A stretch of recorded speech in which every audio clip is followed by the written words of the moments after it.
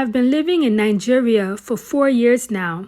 Next year, August 20 or 21, will make 5 years. Nigeria has been getting a lot of press in the media, which is a great turnaround compared to years in the past. I don't know what happened, but our bad market or bad press has turned into good market. Despite the many obstacles facing Nigerians, they have been killing it big, from world records to sports, entertainment, and business. Now you're getting FOMO, fear of missing out, and you want to move to Nigeria. In this video, I will give you tips and tricks of moving and living in Nigeria with less wahala. I've struggled, so you don't have to. If you're moving to Nigeria because you have friends or relatives, I say great, you're ahead of the game.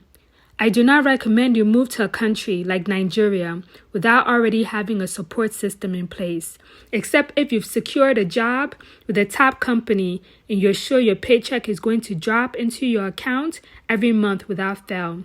I recommend the company you work for be a foreign company. Nigerian companies still have some kinks to work out when it comes to employee, management, etc. But decide at your own discretion. Since we've gotten that out of the way, you've decided you still want to come to Nigeria. You need a place to live. Figured the currency exchange. I made a big mistake with that one. Make sure to do research to find out how much the average Nigerian spends on living costs per month, per week, and per year.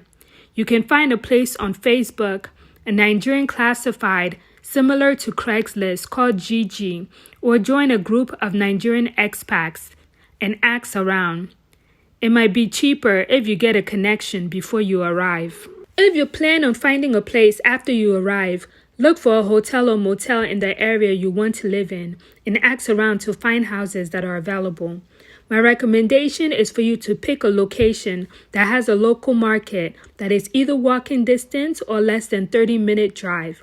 Pick a location that is close enough to the road where you can get a car, a bus, a motorcycle, or a bike taxi, what we call a keke. Just know, in Nigeria, you will have to pay a year rent in advance. It might sound like a lot, but if you're coming from America, especially the northeast part of America, a year rent in Nigeria might be 1/4 of your monthly rent in America, or if you want to be fancy, half of your monthly rent in America. You also will have to pay for electricity, monthly security, depending on where you choose to live. Now that you found a place in Nigeria, make sure that the house is close to the road. Be aware that you might have schools and churches close by, so there'll be a lot of noise, at least on Sundays. Make sure the house has running water and a prepaid meter. If you don't listen to anything I say in this video, the one thing you should listen to me is to make sure that your place has a prepaid meter. You've paid your year's rent, your house has running water and a prepaid meter, and is close to the road. What's next? This is where I messed up in my 4 years in Nigeria. Learn from me. Get an electric stove as well as a gas stove if you have the money. Depending on how long you're staying will depend on how big the stove should be. If you plan on moving around, get those small unit stovetops that you can move around and a cylinder gas stove that is at least 6 to 9 kg. If you're staying longer, you can get a gas/electric stove that doesn't move. That way, when there's lights, you can cook. When there's no lights, you can use gas. Now that we've gotten that out of the way, you can decide whether you want a fridge or not. It will save you money because you don't have to cook every day. You can food prep for the week. Now let's talk food. My recommendation is when you move to Nigeria and you still have money, buy food in bulk. Buy your bag of rice, beans, or whatever you eat. If you don't know how to eat or prepare Nigerian food, food prices will be a lot more expensive buying foreign brands. My recommendation is you always have beans and rice stock in your house.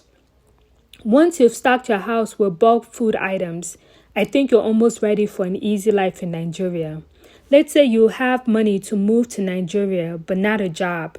What's next? Except if you're rich, your money won't last forever.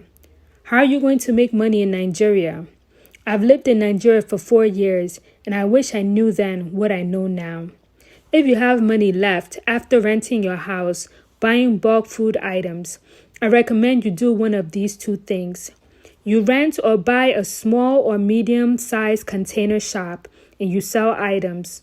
Food items always move if you're in a busy neighborhood, or buy products from China that are hard to find in Nigeria. You will make money in no time. Good luck and welcome to Nigeria.